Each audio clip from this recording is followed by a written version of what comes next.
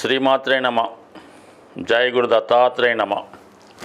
ఈ వీడియోలో మనం ధనుసు రాశి వారికి ఫిబ్రవరి 23 నుంచి మార్చి 1వ తారీఖు మధ్యలో జరగబోయే వార ఫలాలు తెలుసుకుందాం. ధనుసు రాశి వారికి ఈ వార ప్రారంభంలో ఉన్నటువంటి గ్రహస్థితి ప్రకారం ముఖ్యంగా సప్తమ స్థానంలో కుజగ్రహ వక్ర గమనం. ఇది ఈ రాశి వారికి వివాహ జీవితంలో కొన్ని మనస్పర్ధలు రావడం, వివాహ సంబంధాల కొరకు ప్రయత్నం చేస్తున్న వారికి ఒక నిరాశ లాంటిది ఏర్పడే అవకాశం ఉన్నది.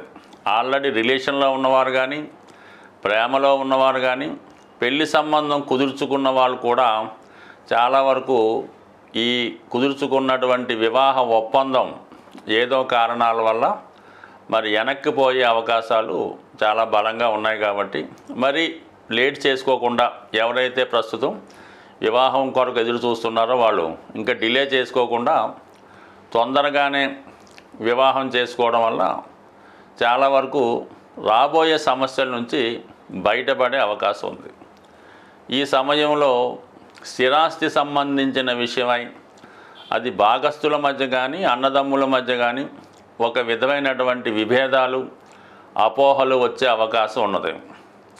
సో మీరు కుటుంబ సభ్యుల కన్నా ఇతరులకి, బయట వారికి ఎక్కువ విలువ ఇవ్వడం వల్ల మరి మీ కుటుంబ సభ్యులు చాలా వరకు మనస్తాపానికి గురయ్యే అవకాశం ఉన్నది. ఇప్పటి వరకు మీ నుంచి సౌకర్యాల్ని, లాభాన్ని పొందిన వారే ఇప్పుడు మీకు ఎనిమిగా మారి మీ యొక్క లాభాల్లో కానీ, మీ యొక్క సంపాదనలో కానీ వాటా అడిగే అవకాశం ఉంటుంది. సో ఈ విధంగా మీ యొక్క దగ్గర బంధువుల నుంచి కొన్ని ఇబ్బందులు, విరోధాలు వచ్చే అవకాశం ఉన్నది. ఇక ముఖ్యంగా తృతీయ స్థానంలోకి బుధ, రవి గ్రహాలు అంటే భాగ్య రాజ్యాధిపతులు కలిసి 3వ స్థానంలోకి రావడం వల్ల మీరు చేస్తున్నటువంటి ప్రయత్నాలకి అటు ప్రభుత్వ సహకారం కానీ, మీ భార్య లేదా మీ అత్తవారి తరపు బంధువులు మీకు సహకరించే అవకాశం ఉంది. ఈ సమయంలో మీరు ఏదైనా కొత్తగా ఉద్యోగ ప్రయత్నం చేస్తున్నా, వ్యాపారానికి ఏమైనా ప్రారంభానికి సన్నాహాలు చేస్తున్నా, విదేశ ప్రయాణాల కొరకు కావాల్సినటువంటి పేపర్లు, వీసా వగైరాటికి ట్రై చేస్తున్నా అవి చాలా వరకు సక్సెస్ అయ్యే అవకాశం ఉంది. అంటే అతి తొందరలో మీ యొక్క వృత్తి వ్యవహారాల్లో చాలా మార్పు రాబోతుంది. ఇప్పటి వరకు ఒక ప్రాంతంలో, ఒక స్థానంలో కార్యకలాపాలు నిర్వహిస్తున్నటువంటి మీరు వేరే ప్రాంతానికి కూడా మారి అక్కడ కొత్తగా మీరు ఏదైనా వ్యాపారాన్ని ప్రారంభించడం కానీ, బ్రాంచ్ పెట్టడం కానీ, ఉద్యోగస్తులైతే ట్రాన్స్ఫర్ అవడం కానీ జరిగే అవకాశం ఉంది. అయితే అది ఎంబటనే కాకుండా కొన్నాళ్ళ పాటు కష్టపడిన తర్వాత ఆటోమేటిక్గా పుంజుకునే అవకాశం ఉన్నది. ఇప్పుడు ఉన్నటువంటి గ్రహస్థితిలో గురువు 6వ స్థాన సంచారం వల్ల మీరు ఏదైనా రుణం కోసం ప్రయత్నం చేయడం జరుగుతూ ఉంటుంది. అంటే ఇది ఊరికనే కాదు, ఏదైనా స్థిరాస్తి కొనుక్కునే ప్రయత్నంలోనో, ఏదైనా వ్యాపారానికి పెట్టుబడి నిమిత్తమో మీ దగ్గర సరైనటువంటి ధనం ఉన్నప్పటికీ కూడా ఏదైనా ఎందుకైనా మంచిదని కొంత రుణ ప్రయత్నం చేయడం జరుగుతూ ఉంటుంది. ఆ రుణ ప్రయత్నం మీకు లభించే అవకాశం ఉంది. అంటే కొంతమంది విషయంలో మాత్రం ఆరోగ్యపరంగా జాగ్రత్త తీసుకోవాల్సి ఉంటుంది. ఎక్కువగా ఈ ధనుసు రాశి వారికి వచ్చినటువంటి ఈ నడుము నొప్పి, ఈ బ్యాక్ పెయిన్, దాంతోపాటు ఈ డయాబెటిక్ ఉన్నవాళ్ళు మాత్రం కిడ్నీ సంబంధించినటువంటి ప్రాబ్లమ్స్ రాకుండా చాలా వరకు జాగ్రత్త పడవలసి ఉంటుంది. ఆరోగ్యంలో అనారోగ్య సమస్యలతో ఉన్నవారు చాలా వరకు ఆరోగ్యపరంగా శ్రద్ధ తీసుకోవడం మంచిది. అయితే చతుర్థ స్థానంలో ఉన్నటువంటి ఈ శుక్రుడు ఉచ్చలో ఉండడం వల్ల, రాహుతో కలిసి ఉండడం వల్ల ఏదో ఒక ప్రలోభానికి లొంగడం జరుగుతూ ఉంటుంది. ఏదో ఒక బలహీనతల వల్ల మీకు సంబంధం లేని వ్యక్తులతో కలిసి ఏదైనా వర్క్ చేయవలసి ఉంటుంది. వారి కొరకు మీరు కొంత ధనాన్ని వెచ్చించడం జరుగుతూ ఉంటుంది.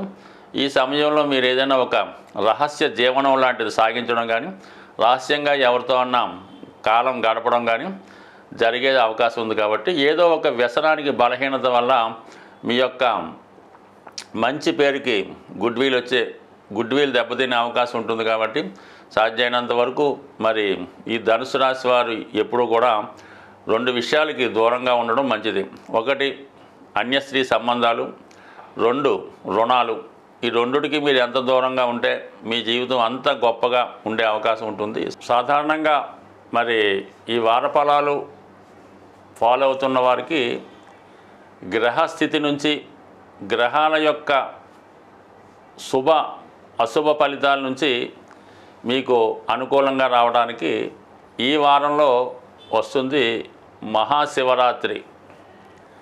మరి ఆ రోజు విధి విధానంగా ప్రతి ఒక్కరూ కూడా ఏదో పెద్ద పెద్ద క్షేత్రాల్లో ఉన్నటువంటి శివలింగాన్ని మాత్రమే దర్శించాలి అనుకోకుండా మీకు సమీపంలో ఎక్కడ ఏ రూపంలో ఉన్నా కేవలం శివాలయంలోనే కాకుండా మిగతా దేవాలయాల్లో ఉన్నటువంటి శివక్షేత్రాలు శివలింగాల్ని ఏదో ఒక విధంగా మీరు ఆ రోజులో ఎప్పుడో ఒకరు, అది మిడ్నైట్ కానీ ఎర్లీ మార్నింగ్ కానీ మధ్యాహ్నం కానీ ఆ రోజు కంపల్సరీగా దర్శించుకోవడం మంచిది. మనకి అనుకూలంగా సావకాశంగా ఖాళీ ఉండి అందరూ పూజించుకోవడానికి అనుకూలంగా ఉంటే మీరు మారేడు దళాల్ని కొన్ని ఖచ్చితంగా సేకరించి మన స్వామివారి మీద అభిషేకంగా వేయడం వల్ల చాలా గొప్ప ఫలితాన్ని రావడం జరుగుతూ ఉంటుంది. ఇది ముఖ్యంగా చేసుకోవడం మంచిది.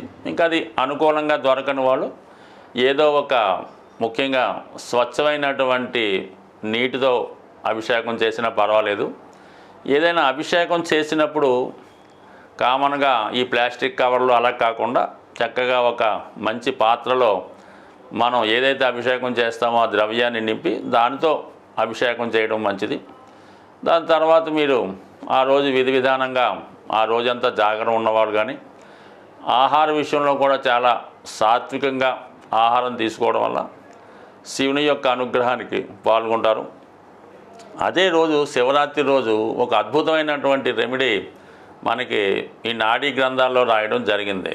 శివరాత్రి రోజు గోవుకి కూడా మీరు ఏదో విధంగా నమస్కరించి గోవుకి ఆహారంగా ఒక క్యారెట్ కానీ లేదంటే గోధుమలతో తయారు చేసినటువంటి స్వీటు హల్వా కానీ రవ్వ లడ్డు కానీ అంటే డైరెక్ట్గా నానబెట్టిన గోధుమలు కానీ ఆవుకి పెట్టడం వల్ల గోశాలలో ప్రశాంతంగా ఒక 5 నిమిషాలు 10 నిమిషాలు మరి ఈ శివనామ స్మరణ గోశాలలో చేయడం వల్ల అపూర్వమైనటువంటి ధనయోగం జాతకులకి లభించే అవకాశం ఉంది. బట్ ఏదైనా సంవత్సరంలో ఒకరోజు వచ్చే ఈ శివరాత్రి రోజు మీరు విధి విధానంగా చక్కగా నియమంగా పవిత్రంగా శివుని ఆరాధన చేయడం వల్ల శివనామ స్మరణ చేయడం వల్ల అవకాశం ఉంటే వృద్ధులకి పేదవారికి ఏదో విధంగా సహాయం చేయడం కానీ మరి ఏదైనా బాగా నడవలేని స్థితిలో ఇబ్బందుల్లో ఉన్న వాళ్ళకి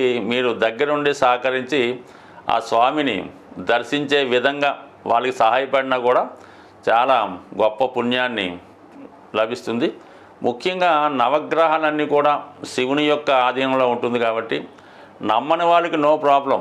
ఎవరైతే శాస్త్రాన్ని నమ్ముతారో గ్రహాలని విశ్వసిస్తారో వారు ఈ శివరాత్రి రోజు చక్కగా స్వామిని దర్శించడం వల్ల చాలా చక్కని ఫలితాన్ని మీరు పొందే అవకాశం ఉంటుంది. స్వస్తి.